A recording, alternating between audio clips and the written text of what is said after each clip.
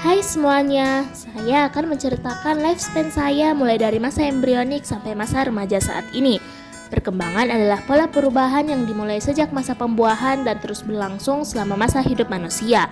Sebagian besar perkembangan mencakup pertumbuhan, meskipun juga mencakup kemunduran yang disebabkan oleh proses penuaan dan kematian. Perkembangan kognitif adalah tahapan-tahapan perubahan yang terjadi dalam rentang kehidupan manusia untuk memahami, mengolah informasi, memecahkan masalah, dan mengetahui sesuatu. Sedangkan perkembangan fisik atau tubuh manusia merupakan sistem organ yang kompleks dan sangat mengagumkan.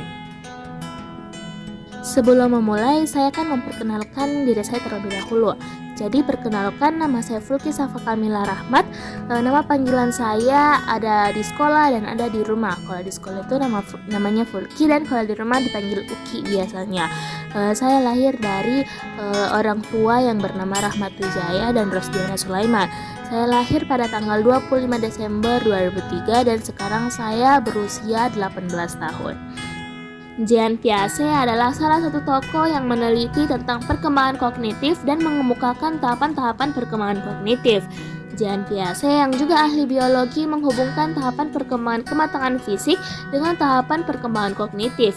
Tahapan-tahapan tersebut adalah tahap sensori motorik yaitu 0-2 tahun, praoperasional yaitu 2-7 tahun, operasional konkret yaitu 7-11 tahun, dan operasional formal yaitu 11-15 tahun. Adapun masa anak dalam rentang 0-10 tahun terbagi menjadi 3. Ada masa natal dan neonatal, ada masa anak-anak awal, dan masa kanak-kanak akhir. Ini adalah gambaran saya pada masa Natal yaitu kelahiran dan neonatal, yaitu 28 hari pertama bayi yang baru lahir dikenal sebagai masa neonatal. Selama masa ini transisi dari kehidupan di dalam rahim ke kehidupan di luar rahim sangat signifikan. Masa neonatal merupakan masa tersingkat dari seluruh masa perkembangan. Pada masa ini terjadi lepasnya tali pusar. Saya dilahirkan pada jam 5 subuh pada tanggal 25 Desember. Dokter memprediksikan bahwa saya lahir pada bulan Januari, tapi saya lahir lebih cepat dari prediksi dokter. Sewaktu dalam kandungan, ibu saya senang mengonsumsi air tahu. Oleh karena itu, ibu saya mengatakan bahwa saya mempunyai warna kulit seperti air tahu. Hehe.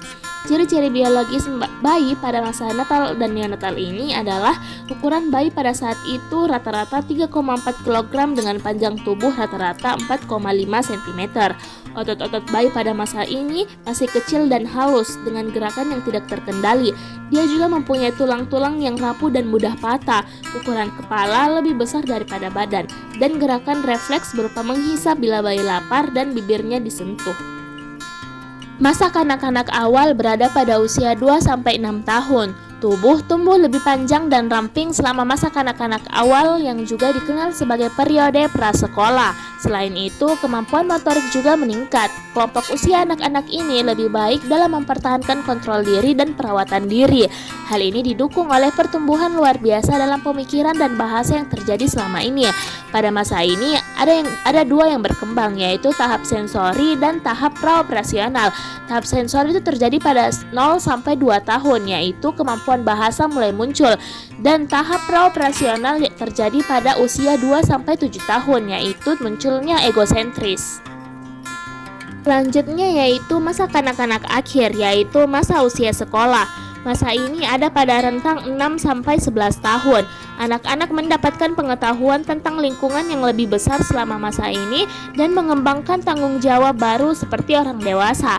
Karakteristik periode ini meliputi peningkatan kecakapan atletik, partisipasi dalam permainan dengan aturan, proses kognitif yang logis, penguasaan dasar-dasar membaca, menulis, dan berhitung, serta peningkatan kesadaran diri, moralitas, dan hubungan persahabatan. Selanjutnya yaitu masa remaja. Masa remaja adalah masa transisi perkembangan antara masa kanak-kanak dan dewasa yang pada umumnya dimulai pada usia 12-13 tahun dan berakhir pada usia akhir belasan tahun atau awal 20-an tahun.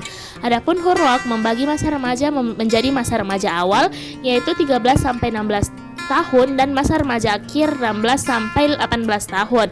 Masa remaja awal dan akhir dibedakan oleh Hurlock karena pada masa remaja akhir individu telah mencapai transisi perkembangan yang lebih mendekati masa dewasa. Selanjutnya yaitu masa remaja awal, yaitu 13-17 tahun, masa transisi dari kanak-kanak ke dewasa. Masa ini hampir selalu merupakan masa-masa sulit bagi remaja maupun orang tuanya. Waktu itu saya masih menduduki bangku SMP dan SMA. Gejolak remaja untuk merasa bebas mulai berkobar. Oleh karena itu, peran orang tua sangat penting. Saya bersyukur karena orang tua saya adalah orang tua yang protektif sehingga saya bisa terhindar dari kenakalan remaja yang pada saat itu sedang marak-maraknya. Pada masa remaja awal ini terjadi dalam rentang usia 10-13 tahun. Pada masa ini anak tumbuh lebih cepat dan mengalami tahap awal pubertas. Anak mulai memerhatikan munculnya rambut ketiak dan kemaluan, pertumbuhan payudara, keputihan, dan lainnya. Selanjutnya yaitu masa remaja akhir, yaitu 16-19 tahun. Sekarang saya berada di posisi ini. Pada masa remaja akhir, fisik anak telah sepenuhnya berkembang. Dalam masa ini, perubahan lebih banyak terjadi dalam dirinya. Ia mulai bisa mengendalikan dorongan emosional yang muncul dan merencanakan masa depan, dan memikirkan konsekuensi yang akan ia hadapi jika melakukan perbuatan yang tidak baik. Ia juga mulai memahami apa yang diinginkannya dan bisa mengatur dirinya sendiri tanpa mengikuti kehendak orang lain. Kestabilan emosi dan kemandirian ini umumnya didapatkan oleh anak pada masa remaja akhir. Oleh karena itu, lingkungan tempat kita tumbuh juga sangat berpengaruh. Lingkungan teman dan keluarga juga harus sehat agar kita menjadi pribadi yang baik dan bermoral yang baik. I think that's all. Thank you. Wassalamualaikum warahmatullahi wabarakatuh.